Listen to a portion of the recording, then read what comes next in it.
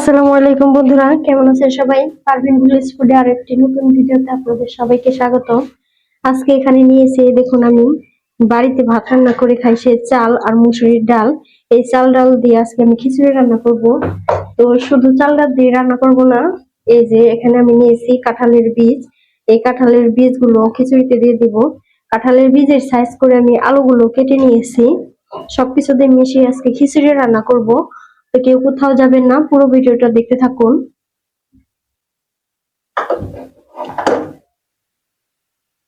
চুলায় আমি একটা কড়াই বসিয়ে দিয়েছি, কড়াইটা গরম হয়ে গেছে। এখন দিয়ে দিব এখানে সাদা তেল। আজকের খিচুড়ি রান্নাটা একদম গ্রাম্য পদ্ধতিতে করব। গ্রামে এরকম ভাবে খিচুড়ি রান্না করে খাওয়া হয়। এখানে আমি নিয়েছি এক বাটি পেঁয়াজ কুচি। পেঁয়াজগুলো আমি এরকম বড় বড় সাইজের করে কেটে নিয়েছি, একদম কুচো করে কাটিনি। প্রথমে পেঁয়াজ কুচি দিয়ে দিব। পেঁয়াজগুলো খুব ভাজবো না, একদম হালকা করে ভাজবো।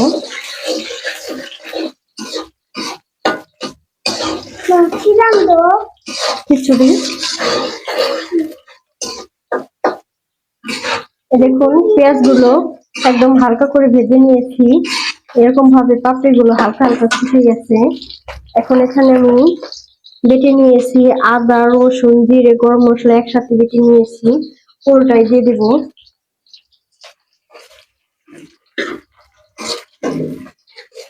হালকা একটু নেড়ে চেড়ে তারপর এখানে আমি পানি দিয়ে দিব বাকি মশলা দেওয়ার জন্য। এখন একটু পানি দিয়ে দিব, নাহলে বাকি মশলা দিলে মশলাগুলো পুড়ে যাওয়ার সম্ভাবনা থাকবে।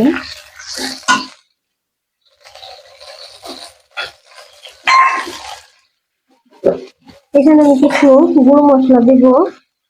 তো প্রথমে দিব হাফ চামচ পরিমাণে হলুদের গুঁড়া।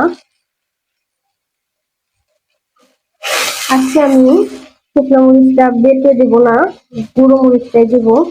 এই যে বাটা মশলা রান্নাটা কিন্তু বেশি স্বাদ হয়।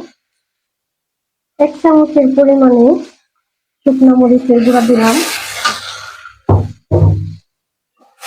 মশলাটাকে প্রথমে খুব ভালোভাবে কষে নিতে হবে, খুব ভালো করে কষে নেব।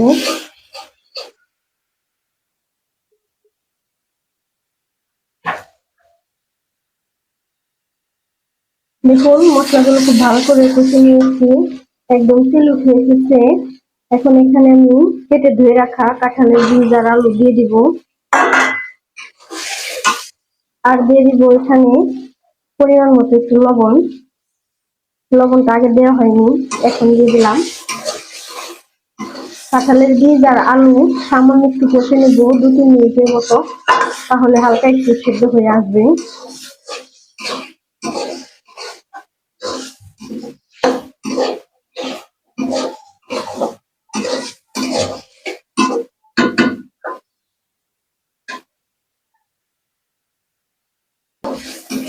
মশলার সাথে কাঁঠালের বীজগুলো ভালো করে কষে নিয়েছি। এখন আমি ধুয়ে রাখা চাল ডাল দিয়ে দিব।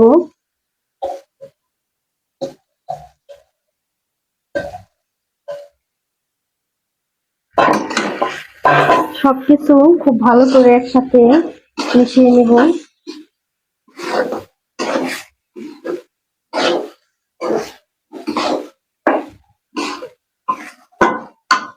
এখানে আমি কাঁচামরিচ কেটে নিয়েছি 4-5টা, পাকা কাঁচামরিচ মিশিয়ে নিয়েছি, দিয়ে দিলাম। চালটাকে খুব ভালো করে কষে নিতে হবে।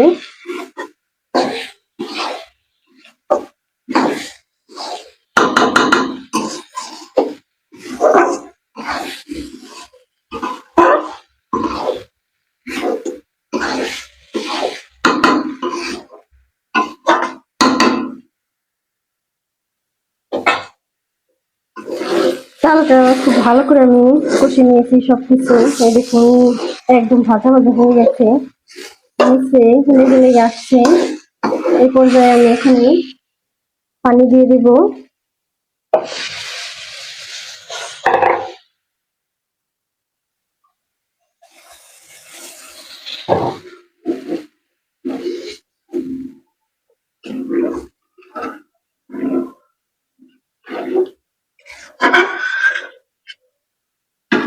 পানি দিয়ে দিলাম।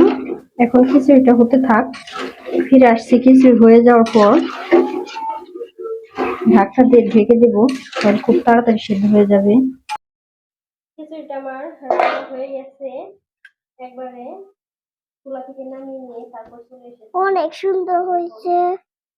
এখন আমি খিচুড়িটা একটা প্লেটে বেরিয়ে নেব। ও ভাই, এখন কালারটা সুন্দর এসেছে, আর কাঁঠাল বিচিগুলো একদম ঝরঝরা হয়েছে, একদম মাংস মতন হয়েছে। তো বন্ধুরা দেখেন কতটাই না সুন্দর হয়েছে। দাও লেবুনো নাই। কে বলছি কেমন হয়েছে?